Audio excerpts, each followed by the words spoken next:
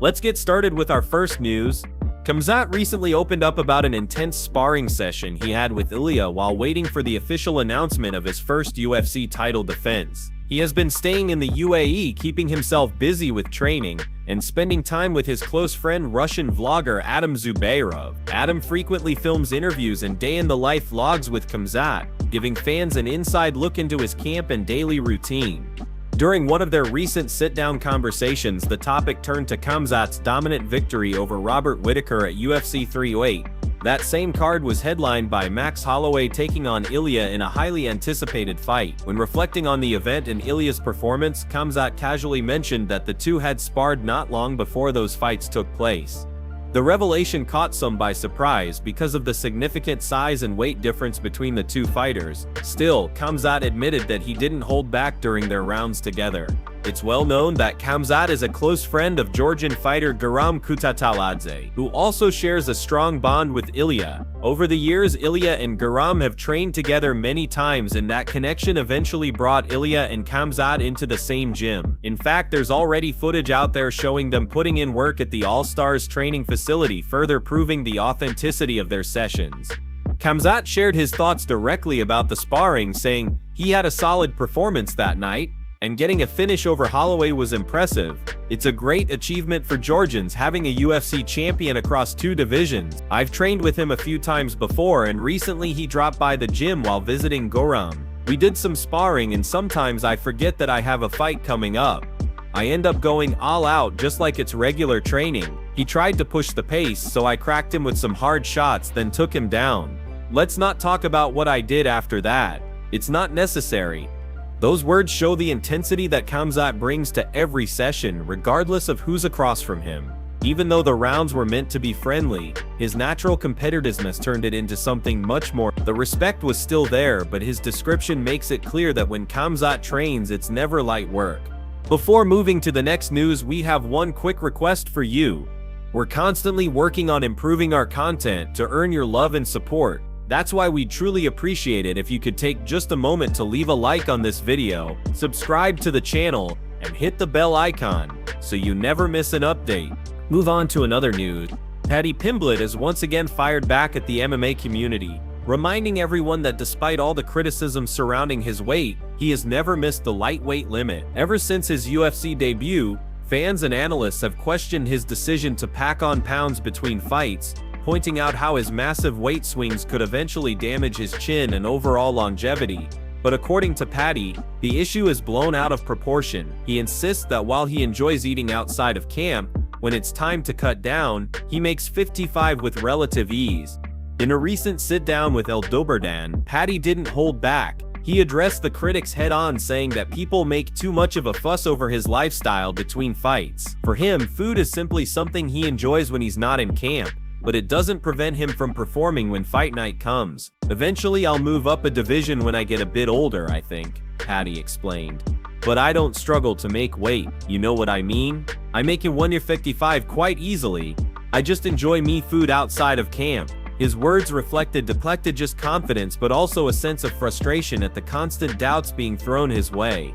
But Paddy didn't stop there. He decided to fire some shots at Ilia, who has recently become one of the biggest names in the sport after capturing the featherweight title. According to Paddy, Ilia isn't the most dangerous matchup for him at lightweight. Instead, he argued that Arman poses a much tougher challenge stylistically. Arman is more of a proper lightweight, Paddy said. I think stylistically Arman is a tougher fight than Ilia. He's got better grappling than Ilia, and for me Arman is the more difficult opponent. With those comments, Paddy drew a line in the sand, showing that he not only respects Arman's skill set, but also views him as a bigger threat than the reigning featherweight champion. This statement has sparked plenty of conversations within the MMA community. On one side, fans acknowledge that Arman's wrestling and grappling-heavy approach is a nightmare for many in the division, including Paddy. On the other, some argue that dismissing Ilia so quickly might not be wise given his knockout power and relentless pace. Either way, Paddy has made it clear who he sees as the greater test in the lightweight division, and his words will no doubt fuel speculation about possible future matchups. As 2025 winds down, the focus now shifts to whether Paddy will return before the year closes or wait for the UFC's first Paramount cards in 2026.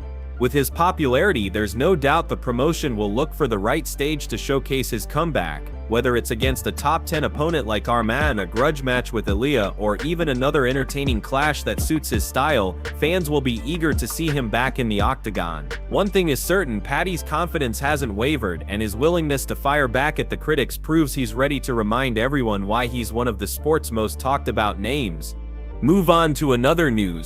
This week's UFC card, headlined by Dominic Reyes vs Carlos Ulberg, is facing serious struggles when it comes to ticket sales, and the numbers are looking horrible. According to 7 News Australia, the WA government's financial investment into bringing the UFC back to Perth has come under heavy scrutiny. With UFC Fight Night being staged at RAC Arena, officials expected another massive turnout similar to the sellouts the promotion has seen in the past. Instead, the response has been disappointing. Reports indicate that the arena is only about half full, and tickets are already being discounted in an attempt to boost attendance.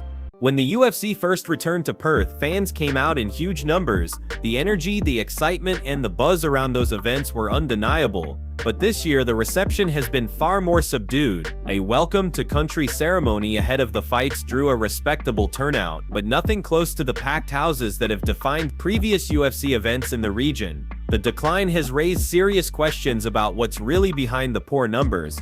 Some point to ticket prices as the major issue, arguing that the UFC has priced out a large portion of its fan base. Others suggest that it's the quality of the fight card itself, noting that while Reyes vs Ulberg is an interesting matchup, it lacks the star power needed to sell out a major arena. Without big names like Conor, Khamzat, or Ilia on the card, casual fans may feel less inclined to spend money on live tickets. Mark Shapiro recently revealed the truth behind the struggles, suggesting that the UFC might need to re-evaluate its approach when staging international events. Whether it's lowering ticket prices, stacking the card with more recognizable names, or creating additional fan experiences around Fight Week, adjustments clearly need to be made. What's clear right now is that the UFC's return to Perth has not lived up to expectations, and the promotion will have to work hard to regain the momentum that once made their events in Australia an automatic sellout. Move on to another news. As UFC 320 approaches, all eyes are on Merab as he prepares to defend his bantamweight title against Cory Sandhagen in Las Vegas. The matchup has generated serious buzz, not just because of the high stakes, but also because Merab recently admitted that he wants to secure a knockout in this fight. That statement raised plenty of eyebrows across the MMA community. Fans began to wonder whether this new goal could pull him away from the relentless, grinding wrestling style that made him champion. The concern has been whether chasing a finish might lead him to abandon the foundation that has brought him success. This week, during an interview with MMA Fighting, Merab's coach John Wood stepped in to address those concerns head-on. His message was crystal clear: "We're not changing anything. Nothing changes," he said. "What he does every single day, what you see in the cage, that's what he's going to continue to do. We are just adding on. We're adding layers to that. There will never be a point in time where I tell Merab, hey, go out there and knock this guy out. Just go. Keep standing. Don't go to the ground. That's not gonna happen. That's not our style." Wood went on to explain why sticking to the game plan is so important. He has seen countless examples of wrestlers who score a big knockout, suddenly believe they are strikers, and completely shift their approach. "I've seen it a million times," Wood continued. A wrestler gets a knockout, all of a sudden realizes, holy, I can throw these things. This is easier. I could name 10 guys right off the bat that have done that. They knock somebody out, then they go and knock another out, and all of a sudden that becomes their style. We're not doing that. For Wood, the priority is keeping Merab disciplined. The champion style is built on relentless pressure, chain wrestling, and cardio that never fades. That's what has carried him to the top of the division. While the idea of getting a knockout might be exciting for fans, his team isn't allowing that to replace the strategy that has made him successful. Instead, the focus is on refining what he already does best and adding new layers to make him even more dangerous, without abandoning his core strengths. As for Merab himself, he remains locked in on Cory Sandhagen. The champion has expressed his respect for Sandhagen's striking movement and creativity inside the octagon, but he is confident that his pace and pressure will once again be the difference. At the same time, Merab has also mentioned that he hopes to squeeze in one more title defense before the end of the year, showing just how eager he is to stay active and continue building his legacy. With UFC 320 fast approaching, the message from his camp is simple. The champion is not reinventing himself, he's not abandoning his style, and he's not chasing something that could compromise his game. Instead, he's sharpening the tools that already made him a force, ensuring that when he steps into the cage, fans will see the same relentless Merab they've always known, only with even more to offer. Move on to another news. Rafael Fiziev has finally detailed the injury that forced him out of UFC Rio, and it's one that hits especially hard given the circumstances. In a heartfelt video posted to his social media, Fiziev revealed that he re-injured his knee, the same one that had already sidelined him for over a year. This unfortunate setback came just as he was preparing for what he described as his dream fight in Brazil, a chance he had long been waiting for. Fiziev's withdrawal opened the door for Mateusz Gamrot, who stepped in as a replacement. Ironically, Gamrot was the same opponent who handed Fiziev a TKO loss back in September of 2023 when he first injured that knee during their fight. That incident required surgery and left him out of action for nearly 18 months, a frustrating chapter in his career that he fought hard to overcome. Now the injury has returned, though this time Fiziev insists it is not as severe as before. Speaking directly to his fans, Fiziev explained, "Everyone keeps asking what happened, why I'm out of the fight. I injured my knee again. But alhamdulillah, no need for surgery this time. Still, I cannot push 100%. I cannot work properly, cannot wrestle, cannot spar, so right now, I just have to heal up. A couple of months and I'll come back to fight again." He went on to share just how much this opportunity meant to him. "I wish to fight in Brazil. This was my dream fight," he admitted. "But I've already had a couple surgeries on this knee. Going into a fight injured is a big risk. If I damage it again, it could mean a third surgery, and that's not good. So I have to take care of myself, heal up, and then return stronger." For Fiziev, the decision was painful but necessary. Competing with an already fragile knee would not only put his performance at risk, but also his entire career. By choosing to step back now, he avoids the possibility of long-term damage that could sideline him permanently. Though the timing is heartbreaking, especially with UFC Rio being such a massive stage, his message made it clear that his priority is to recover fully before stepping into the octagon again.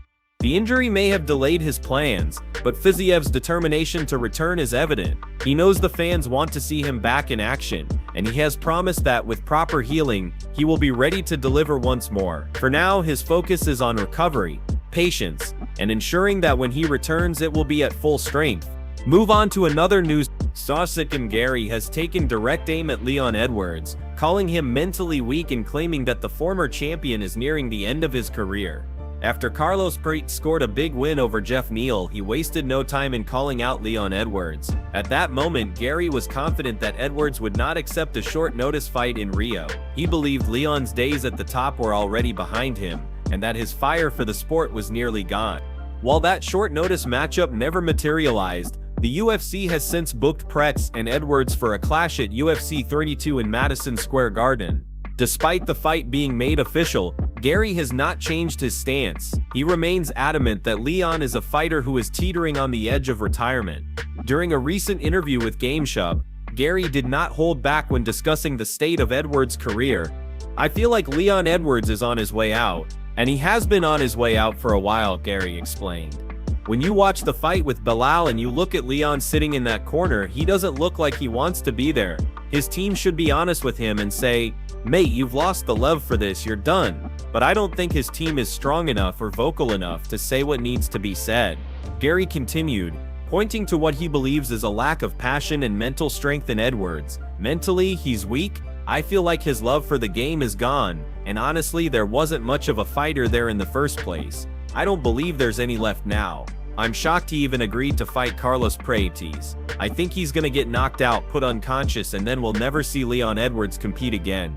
These are harsh words, but they reflect the confidence and boldness that Garry has built his reputation on. He has never shied away from speaking his mind, especially when it comes to potential rivals in the welterweight division. By targeting Edwards in this way, Garry is not only questioning his mental state, but also predicting his downfall in brutal fashion. Meanwhile, the stakes for UFC 32 are sky high. For Carlos Pradas, this fight is the biggest opportunity of his career. A win over a former champion like Edwards would propel him one step closer to a title shot and establish him as a serious contender at welterweight. For Edwards, however, the fight carries different weight. After losing his belt and slipping down the rankings, this matchup represents a chance to stop what Garry has called a freefall and prove he still belongs among the elite. As the build-up continues, the storyline is clear. One man is hungry, motivated, and on the rise. The other, according to critics like Garry, is a fighter on his way out. When Edwards and Prates step into the octagon at Madison Square Garden, only one of those narratives will survive. The pressure is enormous, the stakes are huge, and UFC 32 could very well mark a defining moment in the career of Leon Edwards.